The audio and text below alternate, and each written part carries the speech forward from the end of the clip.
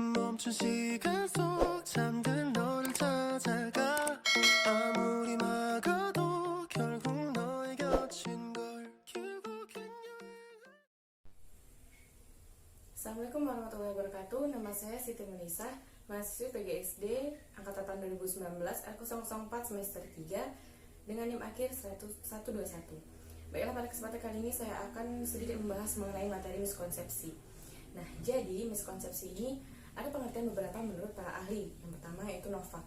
Novak ini mendefinisikan miskonsepsi sebagai suatu interpretasi konsep-konsep dalam suatu pernyataan yang tidak dapat diterima. Sedangkan Feldstein menemukan miskonsepsi sebagai suatu kesalahan dan hubungan yang tidak benar antara konsep-konsep. Dan yang terakhir yaitu menurut Fowler. Fowler ini memandang bahwa miskonsepsi sebagai pengertian yang tidak akurat akan konsep, penggunaan konsep yang salah, kekacauan konsep-konsep yang berbeda, dan hubungan hierarkis konsep-konsep yang tidak benar. Nah, jadi dari pengertian menurut para ahli itu dapat kita simpulkan bahwa miskonsepsi adalah kesalahan konsep yang tidak sesuai dengan pengertian ilmiah, atau miskonsepsi ini dapat kita artikan juga sebagai kesalahpemahaman di dalam menghubungkan suatu konsep yang satu dengan konsep yang lain. Nah, antara konsep yang baru dengan konsep yang dipahami oleh siswa, sehingga terbentuk konsep yang salah dan bertentangan dengan konsep para ahli fisika.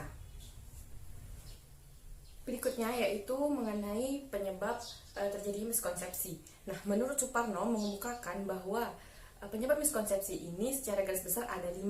Yang pertama yaitu miskonsepsi yang ditimbulkan melalui siswa, yaitu adanya prakonsepsi atau konsep awal dari siswa tersebut, pemikiran asosiatif siswa, pemikiran humanistik, reasoning yang tidak lengkap atau salah, intuisi yang salah, tahapan perkembangan kognitif siswa, kemampuan siswa, dan minat belajar siswa.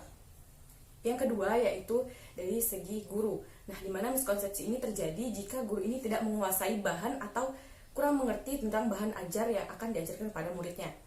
Nah, yang ketiga yaitu buku teks, di mana buku teks ini yang menyebabkan miskonsepsi adalah buku teks yang sulit untuk dipahami atau penjelasannya ini tidak benar ataupun juga berbelit-belit. Yang keempat yaitu konteks. Maksudnya konteks ini adalah pengalaman siswa, bahasa sehari-hari, teman lain, kepercayaan, dan juga ajaran agamanya. Yang terakhir yaitu metode mengajar. Nah, metode mengajar ini adalah metode yang digunakan untuk mengajar yang dilakukan guru kepada siswa, di mana metode mengajar ini kurang tepat sehingga dapat menimbulkan miskonsepsi. Baiklah, hanya itu yang dapat saya sampaikan. Assalamualaikum warahmatullahi wabarakatuh.